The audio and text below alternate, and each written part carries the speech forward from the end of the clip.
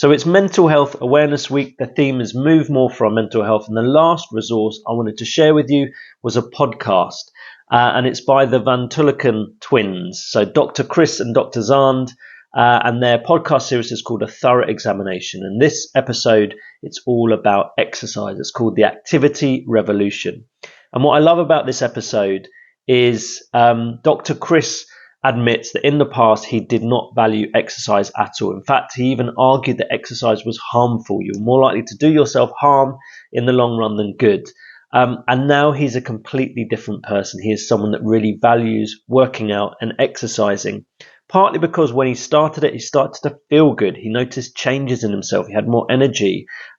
He says that he's not in pain anymore. He used to suffer with lower back pain, and now he can carry his young children on his shoulders, and it feels like strength training.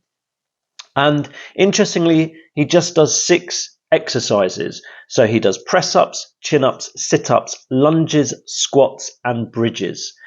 And he says the key for him was doing something achievable. He started really small. He just started with just doing a couple of press-ups every day and just building from there.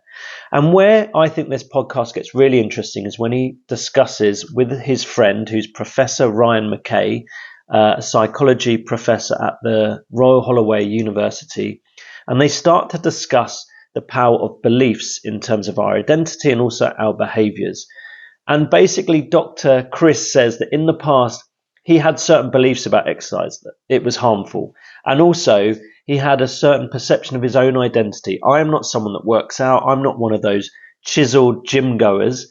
And now, his beliefs about exercise have changed, and also his identity has changed. He now sees himself as someone that values exercise and sees himself as someone that works out in order to stay fit and healthy and to feel good.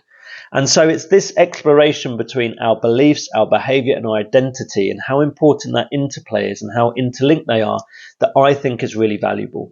If you see yourself as someone that you find it hard to stay on that exercise bandwagon, I would suggest that you listen to this, and maybe changing your beliefs, changing how you view yourself might be a key to exercising more.